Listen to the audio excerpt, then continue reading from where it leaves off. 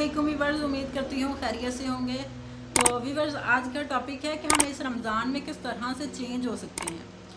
देखिए, जिस तरह से एक ऑर्गेनाइजेशन को जब अपने एम्प्लॉयज़ की बेहतरी दरकार होती है तो वो उनके लिए मशक़ें करवाएगी, उनके ट्रेनिंग्स करवाती है।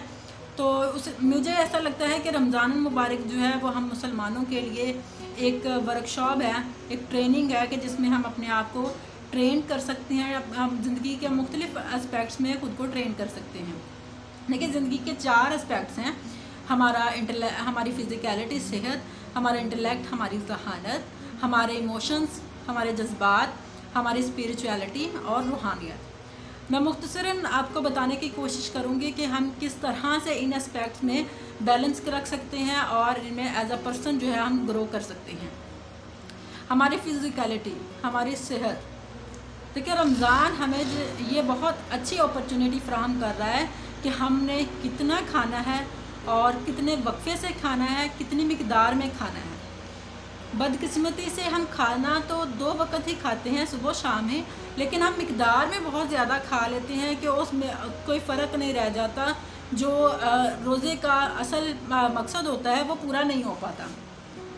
तो सुन्नत नबवी के मुताबिक हम इस रमज़ान में मशक़ करेंगे कि सादा खाना ही सुबह खाना है, सादा खाना शाम को खाना है। और दूसरा, हम मशक़ करेंगे कि रात को जल्दी सोना है और सुबह जल्दी उठना है, क्योंकि जब आपकी नींद पूरी हुई होगी ना तो हमारी सेहत का एक बहुत बड़ा कंपोनेंट जो है वो हल हो जाता है, आपकी सेहत अच्छी हो जाती है। और दूसरे नंबर पे हमारा इंटेलेक्ट, हमारी ज़हानत को मैं कुरान पाक के साथ जोड़ूंगी, क्योंकि रमज़ान का और कुरान पाक का वैसे भी एक ख़ास ताल्लुक़ है, कनेक्शन है, क्योंकि इसी रमज़ान में ही कुरान पाक का नज़ूल शुरू हुआ था। तो जब तरबियत का निज़ाम अपने पीक पर पहुंचा तो अल्लाह ताला ने अपने प्यारे हबीब हज़रत मोहम्मद मुस्तफ़ा सल्लल्लाहु अलैहि वसल्लम को मबूस फरमाया। तो आपको एक जो तरबियत का एक पूरा मैनुअल जो है वो भेजा, तो उसका नाम कुरान पाक है। तो इस रमज़ान में हम कोशिश करेंगे कि रोज़ाना का एक पारा तर्जुमे के साथ, फ़हम के साथ उसको पढ़ने की और समझने की कोशिश करेंगे। मैं ऐसे करती हूँ कि मैं कापी पेंसिल पास रख लेती हूँ और जो आयत आती है उसका तर्जुमा लिख के, उस तर्जुमा समझ के और उसकी तफसीर जो उलमा ने बताई है उसको वो पढ़ के और फिर ख़ुद पे अप्लाई करने की कोशिश करती हूँ कि अगर ये हुक्म मेरे तरफ आता है तो मुझे अल्लाह ने इसमें क्या हुक्म दिया है। तो इस तरह से मैं कोशिश कर रही हूँ, बाकी आप भी कोशिश कर सकते हैं। देखिए ना, कितने हमारी बदकिस्मती है कि हम ये कहें कि जी मैंने PhD की हुई है, मैंने ये किया हुआ है, मैं इसका एक्सपर्ट हूँ, मैं इसकी एक्सपर्ट हूँ, तो लेकिन हमें कुरान पाक जो है वो उसको समझना ही ना आता हो। तो ये हमारी बहुत बड़ी बदकिस्मती है।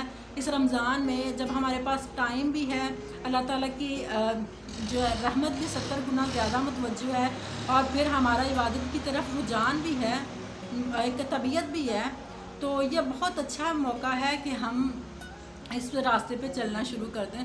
और हम पूरे कुरान पाक का फ़हम तो नहीं हासिल कर सकते इस पे, लेकिन कम अज़ कम उस रास्ते पे चलना तो शुरू कर दें, ठीक है। तो दूसरी ये चीज़ थी हमारी इंटेलेक्ट। तो जो तीसरी चीज़ है हमारे इमोशंस, हमारे जज्बात। देखिए ना कि अगर हमारी ज़ुबान अच्छी नहीं है, हमारा दूसरों के साथ बिहेवियर अच्छा नहीं है, तो आपने सुना होगा कि रोज़ा सिर्फ़ खाली भूख प्यास का नाम नहीं होता, बल्कि रोज़ा आपकी सोच का भी होता है, आपके ख़यालात का रोज़ा होता है, आपकी ज़ुबान का रोज़ा होता है, आपके कानों का रोज़ा, आपकी आँखों का रोज़ा।